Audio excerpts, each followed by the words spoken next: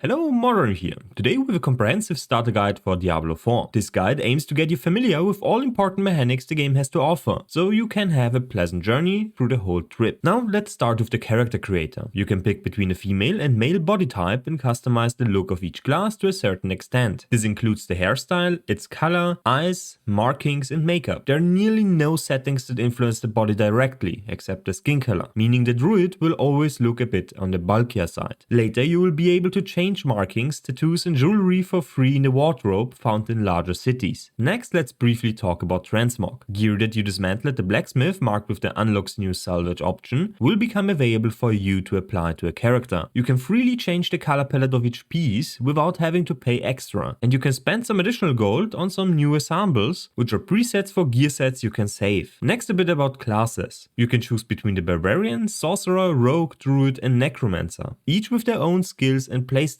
Barbarians are a bit on the weaker side early on, with no basic AoE options and limited range, but scale exceptionally well into later levels because of their kit. It allows you to wield 4 weapons, providing you with additional legendary powers and stats. This class has access to great variety of different utility spells like shouts that can be mixed and matched freely to create unique builds. It's also rather slow and weighty, but also quite tanky at the same time. Sorcerers are exceptionally strong right from the get-go. They have a great toolkit with lots of different spells to rain devastation on your foes. You can choose between a more melee-oriented build, summons or self-cast ranged builds with lots of bursts, or dot-based ignites that burn enemies to a crisp. The defensive options for this one are very strong, however this one got also nerfed with the slam event. Rogues are the fastest and most complex class. This one has access to range and melee abilities that can be seamlessly combined into strong builds with a lot of combo potential. This enables you to dish out devastating damage after a short preparation time. Mobility and stealth abilities allow you to reposition yourself to a more advantageous approach to obstacles, but their defenses are lacking compared to other classes, making them the most prone to instantaneous giblets. Druids have the potential to be the tankiest class in the game, with multiple sources of damage reductions, heals and fortify, as well as a wide palette of CC options. The build variety offered to you is one of the best, if not the best, of all classes. You have access to a lot of gameplay changing legendaries, ranged and melee spells, shapeshifting abilities, shields and summons that can be mixed and matched to your liking. However, this one is on the slower side with little to no mobility. Necromancers are last, with a strong toolkit based around AoE and summons to support you in combat. Your skeletal friends can further be customized through passive abilities, but can also be dismissed entirely for some additional power to your actual character. The defenses of this class are above average, with curses being available to you to debuff foes. However, this one had the simplest feel of all the classes, with not much variety to be had. Next, let's talk about the difficulties available to you at the start. You will be able to choose between adventurer and veteran. The drops of both are exactly the same, with only the experience and gold changing for the veteran setting. You can switch freely between those in town, at the big fountain or statue, so do so if you feel like you're struggling and need to catch up in terms of gear. There is no need to suffer through the game, just have fun. Now let's talk about the settings and a few important mechanics. Gear and skills have a lot of hidden info behind an option in the gameplay tab. Make sure to go into your settings and turn on the advanced tooltip compare and advanced tooltip information. This will enable you to see rolls of a specific stat, if it's an additive or multiplicative addition to your damage formula, and will enable you to see the lucky hit chance modifier of a skill, which is exceptionally important for specific builds. Some stats are also locked behind specific item types. Movement speed, for example, can only be found on your boots and amulet. Lucky hits are a separate roll for each effect and are not connected to overpower or crits. The chance to apply them depends on the base chance, conditional, skill applying them and your gear. Lucky hit chance on your gear is a multiplier, not an additive increase to your base chance. For a more detailed look at the stat, make sure to watch my lucky hit chance guide. Speaking of stats, let's talk about armor and resistances. Taking 100 damage of any type is split into 2 parts. 50% of the damage will be mitigated by armor in PvE and 65% in PvP, with the rest being influenced by resistances. Resistances scale multiplicatively with each other, meaning gaining access to 2 sources of 50% cold resistance does not result in 100% immunity to cold damage, but 75% damage reduction. Incoming cold damage is cut in half, and the remaining half is again cut in half, so you only take 25% of the original damage. The same formula is also true for damage mitigation. And now the last defensive mechanic, Fortify. Barbarians, druids and necromancers have access to this one. It's a shiny red layer covering your health globe, which reduces damage taken by 10% for the respective covered area. Having 1000 life and 800 Fortify fortify while taking 300 damage means 200 damage will lower your life to 800, after which you are fortified. The 100 damage left over are then mitigated by 10% to 90, which will leave you at 710 life. This mitigation stacks multiplicatively with additional sources of damage mitigation. This is especially important for the druid, since we are getting a lot of damage mitigation from different sources. Lastly, overpower. This one has a 3% chance to trigger and works like a critical strike, but scales completely differently. The damage of this proc is influenced by your life and fortify value at the time of triggering. There are no increases to this chance found on any source. However, some skills have conditionals that guarantee an overpower hit. The color signifying overpower is blue, crits are yellow, and both can also overlap, which is signified by an orange hit. Next, I will go over progression. Your character levels by killing enemies and completing quests. The fastest way to reach level 20 or above is by doing the main campaign while clearing events you come across and occasional side quests that are found on the way. However, grinding dungeons can be fast or even faster on the right class and build with good AoE and single target damage. Once you level, you are given an ability point that can be used in your class specific skill tree. Spending them gives you access to more abilities and passives. It's usually better to max out the specific skill you want to use as your main damaging ability before putting points into passive skills. But resource generators as well as build enabling nodes are of course an exception. You can gain additional ability points through the renown system in each region. Completing various activities like finding points of interest, completing dungeons or quests will fill up a bar that enables you to claim those precious points, potion charges, experience and gold. Paragon points will be available later once you hit level 50 and are spent on the Paragon board, which is an endgame system. And additionally, you can always respec by spending some gold. Now let's talk about activities found in the open world, which are cellars, dungeons, events, strongholds and the world bosses, as well as some other mini events like loot goblins, prayer shrines which are activated by using an emote, and locked chests which need a whispering key bought at the Purveyor of Curiosities, which I will talk a bit more about later on. Shrines of Lilith can also be found scattered throughout the whole game world. Interacting with one will provide your whole account with a small stat increase. For those of you who want to find them yourself, make sure to check your world map for anything that looks a bit weird. For others, just Google the locations. There are just hundreds of maps out there for them. Cellars are very small rooms filled with enemies, but can also feature events like spawning multiple loot goblins, so make sure to complete them whenever you can. Dungeons are instanced maps filled with hordes of enemies, usually with multiple objectives you need to complete. Those can be finding a key, killing monsters, or bringing something back. They usually feature a boss at the end, but that's not always true. You will be rewarded with aspects once you complete one, which are legendary powers you can apply to your gear. You can quickly leave dungeons by using the emote wheel, and dungeons reset after 1 to 2 minutes, which can be used to teleport back to town and sell some stuff. Events are found in the open world and are marked on the minimap when you run past them. They offer you great rewards, experience and O-balls which are used at the Purveyor of Curiosities. Other players can participate in solving the objective, but loot is always personal and not split between everyone, so there is no competition to be found here. Next are strongholds which are also found in the open world. Those are hard pieces of content that unlock a hub, dungeons or other side content once completed. Each stronghold features a tough boss at the end that needs to be bested. Some strongholds will regularly spawn events after completing them that offer you a great amount of loot. You will also be able to find campfires at some of them that provide you with a substantial experience buff when killing monsters. And lastly, world bosses. Those spawn at specific times and are exceptionally difficult, but offer you really good loot. You will be able to find a Shava during the beta starting on the 13th of May at 6 PM. It will respawn every 3 hours until the next day at 6 PM. The spawn times on the live servers will be different. Killing this boss during the Server Slam event will reward you with a unique mount trophy on release. Now you will find a lot of loot during your time cleaving through hordes of enemies. Stuff you don't need can either be sold or salvaged. Selling stuff rewards you with gold, and salvaging will provide you with materials for crafting and the appearance of an item. You can mark items in your inventory to sell or dismantle all at once. Saves you some time on sorting through stuff and prevents you from selling something you really don't want to sell. Materials can also be found by killing enemies or finding nodes in the open world. Make sure to gather those whenever you see them. The resources and currencies you find are stored in a special tab in your inventory screen. Now this brings me to crafting. So let's start with the potion vendor. You can upgrade your health potion every few levels for a bunch of herbs. This will increase your flat HP you recover while keeping the health percent the same. You can also craft elixirs here for some stat increases and additional experience. They have a lengthy buff duration, so make sure to always have one active. They are found in a special inventory separate from your gear. Next is the blacksmith and jeweler. You can upgrade armor and weapons at the former and jewelry at the later. The first upgrade is cheap, however further improvements cost you your liver. An upgrade will also improve the FX rolls on an item. The quality of a gear piece determines the cost and max upgrade stage. Legendary items have a fourth one, but also cost much more to improve. Jewelers can also upgrade your gems by combining lower quality ones and can also extract gems from your gear without destroying anything. Use this to prepare for hard content like Ashava. This boss deals a lot of poison damage and damage over time, so slot in gems that mitigate that damage. Next is the occultist. You unlock this vendor by completing a dungeon and gaining an aspect, or by reaching a specific level. This NPC is used for rerolling stats on your gear. Only one stat can be rerolled, so choose your target carefully. It cannot be changed afterwards. The cost will also increase with each try. Make sure to not overspend on this one, especially while leveling. This NPC also provides you with an extracting and imprinting feature for creating legendary items. Extracting is simple. Once you find a legendary item, you can bring it to this vendor and extract the aspect for gold. The extracted aspect will be stored in a separate inventory. Imprinting needs a rare item and offers you two choices. You can either use the extracted aspect to imprint, or use a permanent aspect you unlock through dungeons or the story. This will create a legendary item. The rolls of a permanent aspect are always the lowest possible. If you want to min-max, make sure to reroll stats and improve items in its rare quality before going super, because it's much cheaper that way. Next is the purveyor of curiosities, or the gambler. Completing activities like events rewards you with obos which can be spent on this vendor. The first thing you want to do is buy a few whispering keys for locked chests found in the open world. Those are pure RNG spawns and have better loot tables than regular chests. Speaking of chests, always open all chests you see. You can spend your other obos however you like, but I personally recommend either gloves or boots. The gambler has a higher chance for legendary items, and those two offer you the cheapest options. Boots can roll defensive powers and gloves offensive ones, which can also be imprinted on jewelry and weaponry. Next, a few additional things. First, the storage chest. It's account wide and can be expanded by buying stash tabs with in-game gold. The chest can usually only be found in bigger cities in one of the inns, which also includes the wardrobe. There is no overlay map and currently there are no plans to implement one. Mounts are not available during the beta, but can be unlocked fairly early in another zone. Do your class quests whenever they pop up. They are usually found at around level 15. Certain monster families boost drop rates for certain items to assist in targeted farming. An example for this are skeletons, which have an additional percentage chance to drop crossbows. Anyway, that's all I have for you for now. If you liked what you saw, make sure to sub, like and comment. Got a lot more coming for this game with quick starter build guides, more tips and overviews for mechanics like crafting. I also cover other ARPGs, TRPGs and MMORPGs. If you want to support me some more, make sure to check out my Patreon, PayPal and channel membership. See you next time and bye!